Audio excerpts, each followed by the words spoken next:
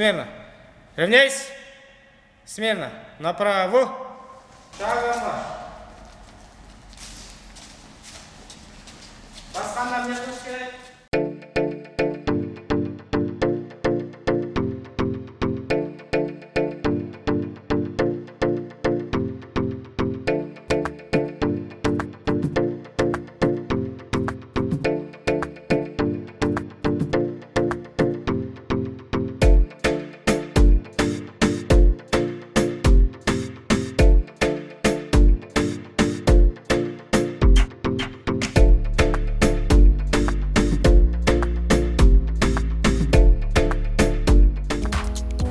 Урматтуу телекөрүүчүлөр, биз азыр алыскы Кызылкыя шаарында өзүбүздүн съемкабызды баштап жаткан учурубуз. Заман айтсаң, ушул алыскы ушул Кызылкыяда калктын ушул классика күрөшүнө, мына грек-рим күрөшүнө кызыгуусу кандай болот? Алгачкы суроом ушудан болсун. Эми кандай десек, жакшы, Кудайга шүгүр. Бул жерде баардык условиялар бар. Кандай десем, жылуу, кызыгуулар жакшы. Балдар 9 жаштан, 10 жаштан алабыз. Мисалга соревнованияга алып чыгабыз, соревнованиядан алып келебиз өзүбүз. Анан бул жерде талыкпай эмгектенип, Кудайга шүгүр, мелдештерден илешип, жакшы результаттарды берип, жакшы балдар. Ийгиликтер жакшы эле болду. Ийгиликтер жакшы, Кудайга шүгүр. Сен өзүң жаш экенсиң да? Өзүң жаш болсоң да, ушу машыктыруучу кызматты аркалап, өзүң мойнуңа жүк алыпсың да, мисалы. Кандай кыйынчылыктар болуп атат? Эми мисалы, мына машыктыруучулуктун дагы жүгү оор да. Туура айтасыңар. Эми бул жерде кандай десем, ата-эне биз кичинекей балдарга как ата-эне, как кандай десем, байкеси бизге ини болуп, ошентип үйрөтөбүз. Андай болбосо балдардын эмесиге жетиш кыйын. Өздөрүнүн кандай десем, өздөрү менен маек кылып, анан кайра эле кыйкырып берсең, анда болбой калат го дейм. Анан мен ооба жашмын, Кудайга шүгүр, бирок жетишип атабыз, кыйынчылыктар болот. Эми аны кыйынчылыктарды айта берсең, анда бул жашоо өзү күрөш да. Күрөшүш керек. Күрөшпөсөң болбойт да. Жашоо өзү күрөш. Жакшы чоң балдар. Всё, пар-пармен турабыз. Пар-пармен турабыз. Сол жака кайсы? Сол жака. Жакшы, туруп берсең.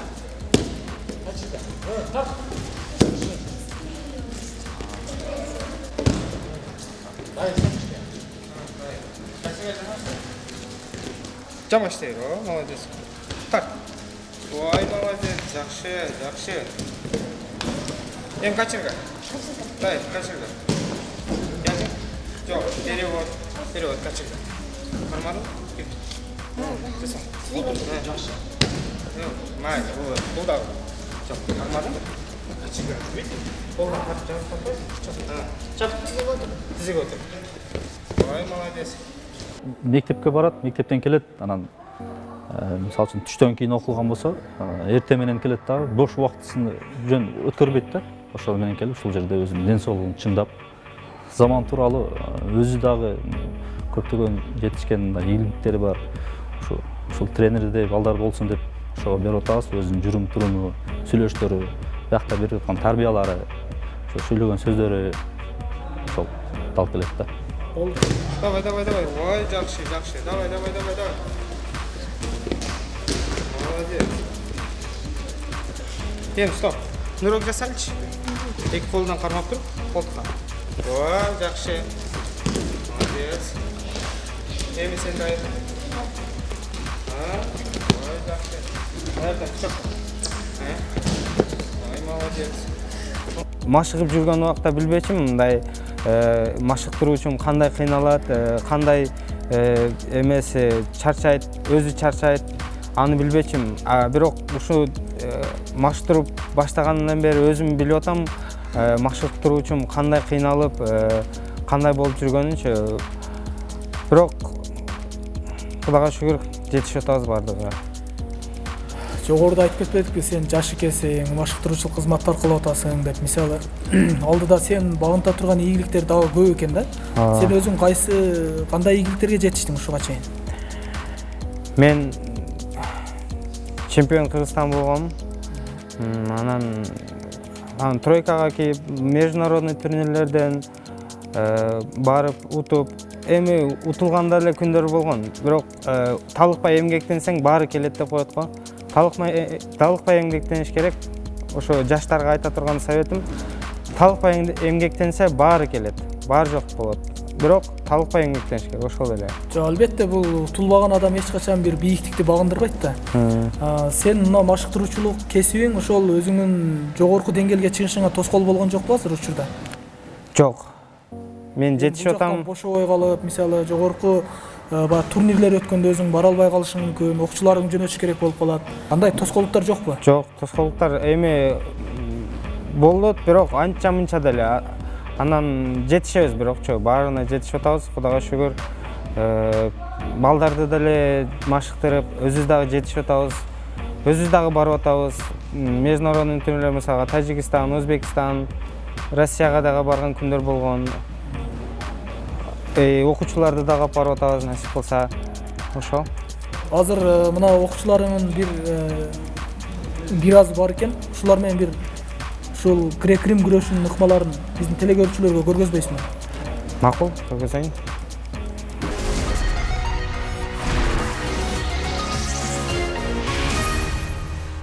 Урматтуу телекөрүүчүлөр, бүгүнкү көрсөтүүбүздүн каарманы Заман мырза азыр өзүнүн бир чеберчилиги менен ушул ыкмаларды көргөзүп берсе, жаштар ушул азыр кичине болсо да үйрөнүп алсаңыздар болот. Көргөзүп берсеңиз энди. Ыкмалардын атын айтып койсоңуз. Эми перевод деп коет, перевод.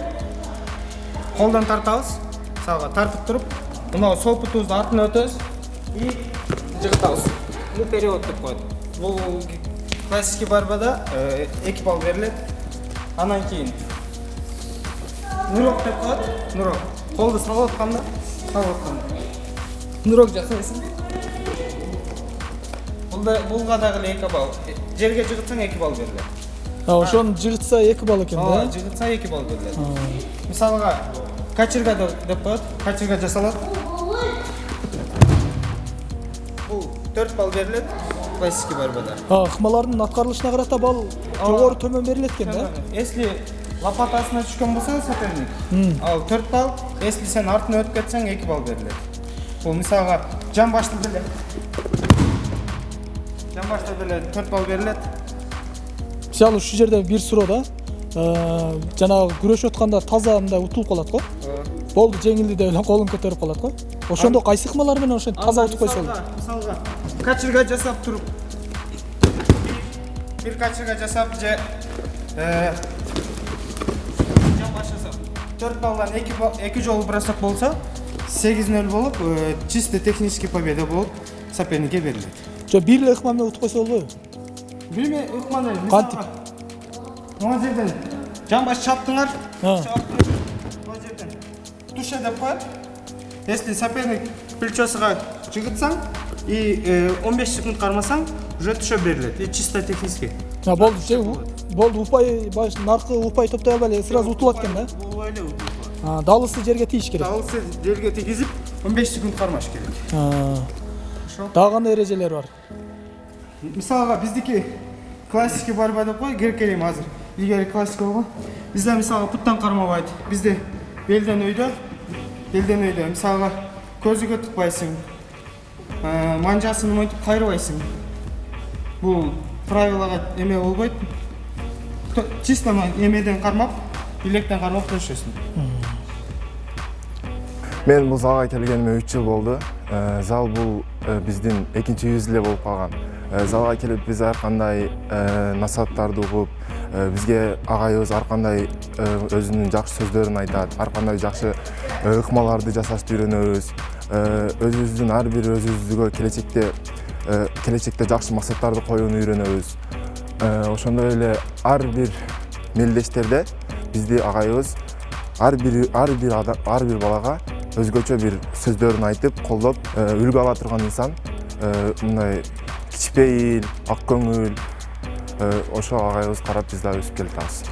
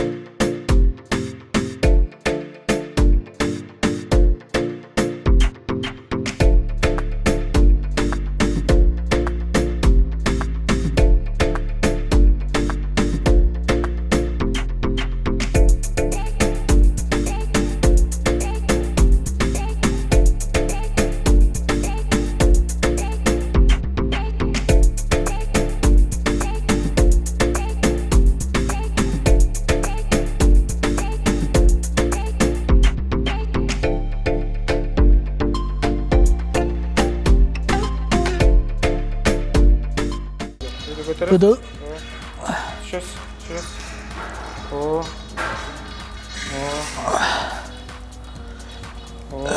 Qanchani ko'tarishim kerak? 10'du. 3'tü götürseniz de жетет sizge. Nega? Men birinchi ko'targanda shunday o'ja. Başında az vesten azırak götürüp başlaşat. Sırasıyla bir Жүздü götürüp pol. olay. Ha. Deneki küçük kelip qoldi da. Ha, жүрөк нагрузка келип калабы? Köpçük götürse жүрөк nagrузка келет. Урматтуу теле көрүүчүлөр, бул жерде ушул замандын окуучулары, заман өзү ушул жерде физикалык күч топтоо максатта турнирлерге даярданып, спорт шаймандарын колдонуп даярданышат. Заман айтсаң, бул жерде кандай эрежелер менен машыгууну өткөрөсүңөр? Биз эми ОФП деп коет, общий физический подготовка деп коет. Мисалга плечого иштеген, колго иштеген, белге иштеген, ошолорду баарыны, путка иштеген, баарын иштейбиз. Бул эми соревнование, жакшы соревнованияларга даярданып, 2 маал тренировка болуп атканда, мисалга эртең менен зарядка, кийин тренировка, анан кийин подкачка деген болот. Мисалга бир күн кросс кыласың, бир күн подкачка кыласың, ошондой. Ошол даярдыктар менен даярдайбыз балдарды. Мисалы айтып калышат да, жана уруш өнөрүндө ушул мындай качалка деп коет, эми ушул менен машыкса бир аз денеси катып, колдору мына ударлар жакшы чыкпай, кыйынчылык жаралат деп айтышат да.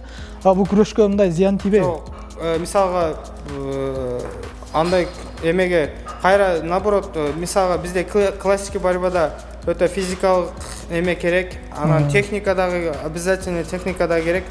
Техника болбосо күрөштө кыйын болуп калат. Ошо айтканым да, ошо техникасы жайлап калбайбы деген суроону өртөм.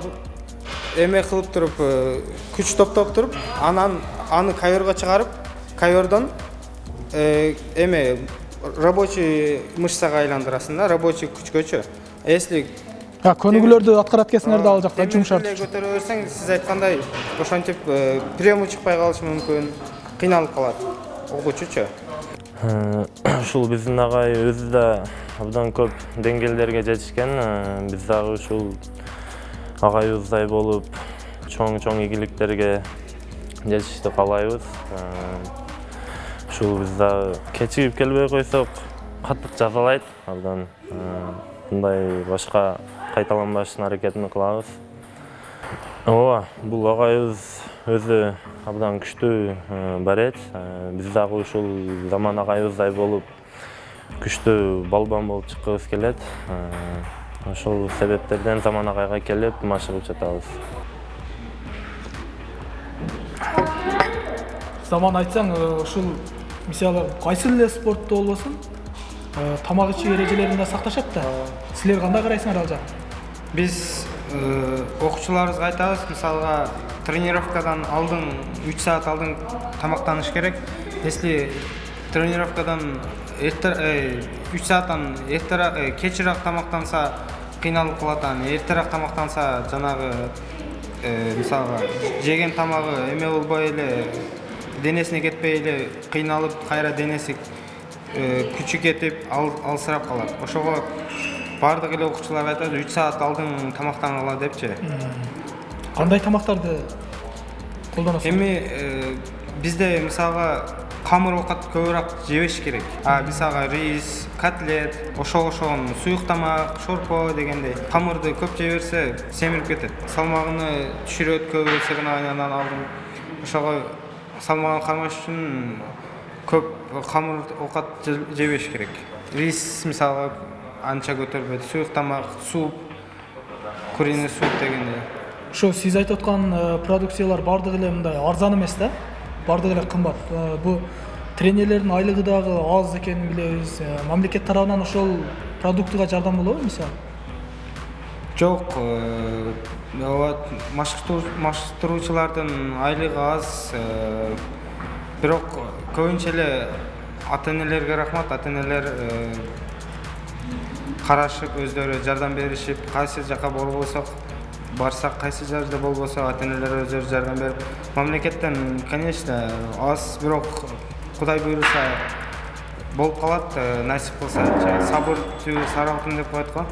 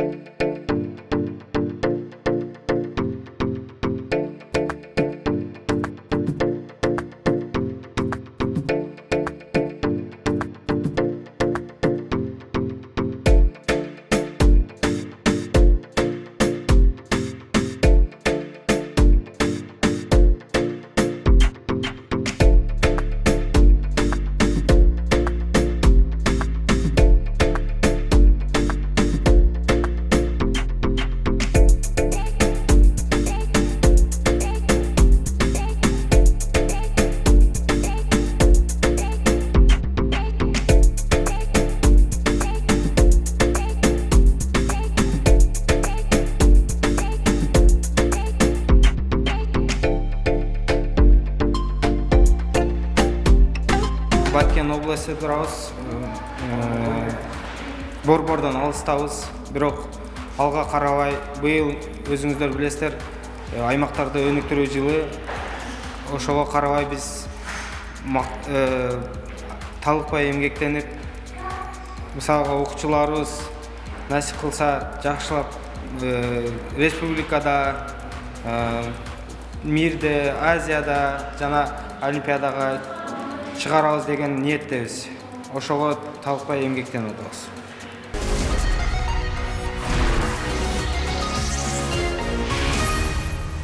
Урматтуу телекөрүүчүлөр, өзүңүздөр күбө болгондой, дал мына ушундай алыскы Баткен облусунан дагы ошо Кызылкая шаарынан дагы ушундай мыкты спортчулар Кыргызстандын желегин желбиреткен биздин мекендештер чыгып атканына күбө болдуңуздар.